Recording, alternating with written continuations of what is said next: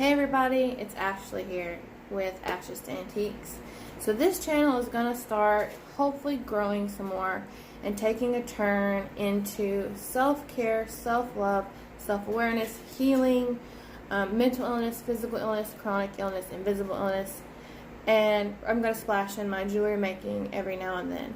So I kind of wanted to do a vlog, but I don't have the super great software to do a vlog, so I just wanted to do a rounded out video of what direction I'm going and where I'm at in life. And if that interests you, stick around and subscribe and give it a thumbs up and share it with somebody that might could use the help or the information. So again, my name is Ashley. I have been married for 1 year, and I have been with my husband for 6 years. We have a dog, Nala. She's a Maltipoo. And I'm currently sitting in my apartment. We live in a little loft. Oh, not little. Well, it's big. It's 2-story loft. Back here I have my workbench and my jewelry supplies and craft area. And recently I have been dealing with fibromyalgia and chronic pain and on new medications. And I have been going to counseling and therapy one to 2 times a week. In the meantime, I've set goals for myself. So making sure I'm taking a shower every day, making sure I'm eating every day, which I haven't. I woke up around noon though, so I'm still kind of half asleep. Trying to help my father out. So I don't know if I mentioned on this channel or you've seen it, but my father is about 80 or so days sober from alcohol after 40 plus years. My mother-in-law is very ill and having severe sundowning, PTSD, anxiety, panic type attacks at night. She lost her husband, so my husband's father passed away in January of, I feel terrible. There's a lot of deaths. I want to say 2014. So there's just a lot. And my mother is dealing with her own demons. We all deal with our own demons. We all have something that is hard. It makes us go, like, it's heavy, right? So I guess the message today, and I've been doing it on my Instagram, so if you'd like to follow little snippets and not long drawn out videos, because I tend to talk a lot, is Instagram.com/Mrs. Ashley Boyd, and there I'm sharing all the same things. It's just an easier platform there, but I wanted this space to be for people who are directly want to go and see particular things. I don't want to flood people's Instagram or Facebook, because I find that annoying. If I don't want to see it, then it's annoying, right? So back to what I was saying. So my father has been living with us. He finally got a temp job working at a recycling company until he finds something more permanent. I'm dealing with a new medication that is making me feel just terrible. I'm dealing with my own anxiety, my own counseling. My counselor is giving me these homework assignments, I guess. He's a great counselor. I'm not currently working other than doing what I can with my small business, my jewelry business. And some days I'm just like today, I'm tired, I'm fatigued, I'm hot. It's hot here in Texas. It's like 105 without the heat index. There are orders that I need to finish making that I've been staring at for a week, like these need to be bookmarks, and I'm just hurting. And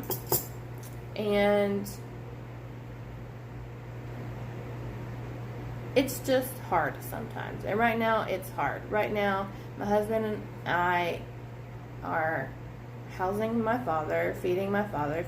You know, my husband's taking care of me and our house and my medical needs and the food and the grocery bills and things like that. And it's a lot for one person. So for me, I'm dealing with all of these things, you know, mentally and physically. And for him, he's dealing with watching me go through that, helping finance that, helping take care of my father, helping his mother, his sister. He's working 5, 6, 7 days a week in the heat, 105, and sometimes some days 116 index. He's sweating all day. He's tired. He's exhausted. And just talking about it makes me tired. And I'm trying to do the best I can to,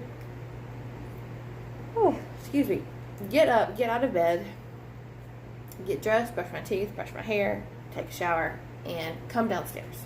And that's a huge feat for somebody who's going through mental and physical pain.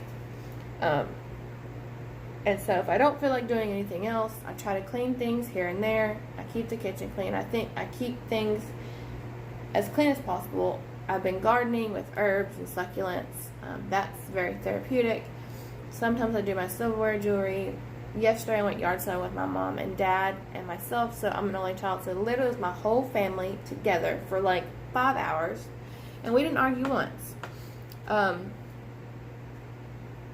So that was weird. And then I went to The Lion King with my husband, and it was great, but I started to feel bad, and it's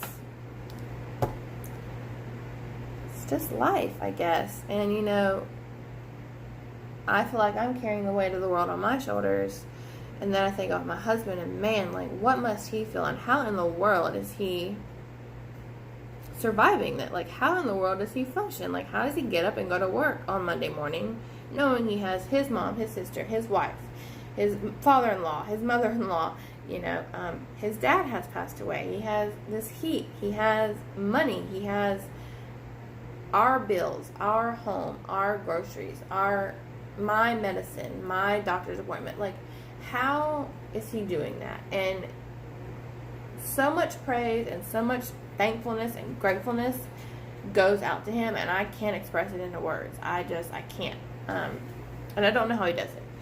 I guess that's why I'm in counseling. I'm figuring out how he does it. So that's a little snippet of what this channel might go into, but it's more so on my Instagram because it's just easier on Instagram. And so today is Sunday. Mike is washing clothes, and he's visiting his mom. We were over there for a couple hours last night having to try to calm her down with panic. And I'm alone. I'm alone. Don't come shoot me or kill me, okay? So I'm alone for a couple hours. My dad's with my mom. My husband's away. And as an only child, I found myself needing alone time. Knowing that I'm secure and my husband's downstairs or he's here, but I just need that time that I just can de-stress, to decompress and just kind of do my own thing, right, without having to bother my husband or my dad at this point. So I want to go out and garden. I want to go wash my silverware. I want to make some jewelry. I want to scrapbook. And not that I can do those things when they're here, but it's just, as an only child, I need me time. And last night was the first time my husband and myself got to go out on a date, and by no fault, it was not her fault. And my dad was with my mom, and we were seeing The Lion King, and his mom started having a panic attack, and we watched the end, and then we had to rush over to her house. And I was already not feeling well, sick to my stomach, hot, shaking, migraine, tired, hadn't eaten all day, my fault. So it's just, it's life. This is life. This is real, and I don't want to ever portray a perfect, filtered life, because that's not my life. But I also don't want to constantly talk about the bad things, because there are so many good things currently, in the future, and in the past. I had to write down, and I'm still working on it, all the good things that happened to me, the great things, and then the bad things. And I had a lot of good pop up, all these memories and these good things. So I used to come from a place where everything was bad, my childhood was terrible, I hated my life, this is why I am this way. And that's simply not the case. I am blessed. I have had beautiful moments in my life. I am currently having, through the pain, some more beautiful moments, and I will continue to have great moments. while getting through the bad stuff. So, the message today is if you are going through the bad stuff, try your best. Just do what you can. If all you can do is brush your teeth, brush your hair, take a shower, and come downstairs, and then watch some TV, if that's what you can do, you did it. You got out of bed. And if you can't get out of bed, do not beat yourself up, because that's just one day. It was a bad day. It might go into 2 days. It might go into a week. But still, that doesn't mean you failed. You're breathing. You're alive. You're awake. You did it. You woke up. So thank God. And I'll be the first to admit that sometimes I don't thank God when I wake up those days. And I think, man, it would just be a whole lot easier just to forget all of this and start a new life, right? But then I remember I wouldn't have that moment that I saw my father sober. The first conversation we had with him, sober. I wouldn't have my wedding day. I wouldn't have getting engaged. I wouldn't have celebrating a 1-year anniversary. Which I never thought I would do. I never thought I would get married. I never thought that somebody could love a mess and the crazy. I hate that word. Somebody could never love me enough to spend the rest of their lives with me. And Mike chose me and I chose him, and that is the smartest thing I've ever done. And don't get me wrong, again, no filter. We argue, we fight, we bicker, but at the end of the day, it's not like, we go to bed angry, but when we wake up and we kind of peep over each other, we know it's going to be okay because we woke up together and we have each other. So find your people, find your friends, your family, your church family, your higher power. It does not have to be religious. Find something, someone to hold on to long enough until you gain a little bit more strength. And when you gain some more, hold on to it and then gain a little bit more. And do the best you can with what you have. And do the next thing. Your life, no matter how great it is, how awesome it is, how terrible it may feel, how dark it may be, there have been suicides in my family and many, many deaths and many just terrible things. But through those dark times came some of those beautiful times. The darkest time of my life was the moment I realized that I was going to marry and spend the rest of my life with Mike. It was a death in my family, and you guys have heard this story before, but he literally picked me up literally off the ground, screaming and kicking at a funeral, and I thought, man, I'm going to marry this man because he loves me through it all. Life is a journey, and I'm slowly learning to accept the ride.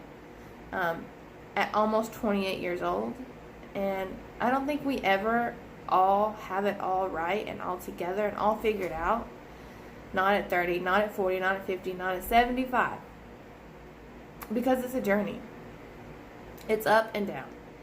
So if you need an accountability partner, a friend, an acquaintance, somebody to talk to, or you just needed to see this, you did it. You made it. You woke up. You watched it. You did what you needed to do. So take care of yourself first. And I'm going to leave you with something I have heard my entire life. And it is so literal and philosophical. When you get on an airplane, they go through all this, here's your flotation device, and here's the pamphlet, and here's your seatbelt, and here's your air mask. And this is where it comes in. And she says, or he, the air mask will drop, and it will inflate with oxygen in case of, turbulence or a water landing or anything like that, right? So these air masks will drop, these oxygen masks, and it says if you have a small child or somebody with disability or somebody in need next to you, Put your air mask on first. And as I used to think, I've been flying since I was little, I used to think, why in the world, right, if it's me, my kid, and my husband, why in the godforsaken world would you not put your child's oxygen on first? Because that's your child, that's your baby. And if it's not your child, your husband. If it's not your husband, your grandparents, your sister, your best friend.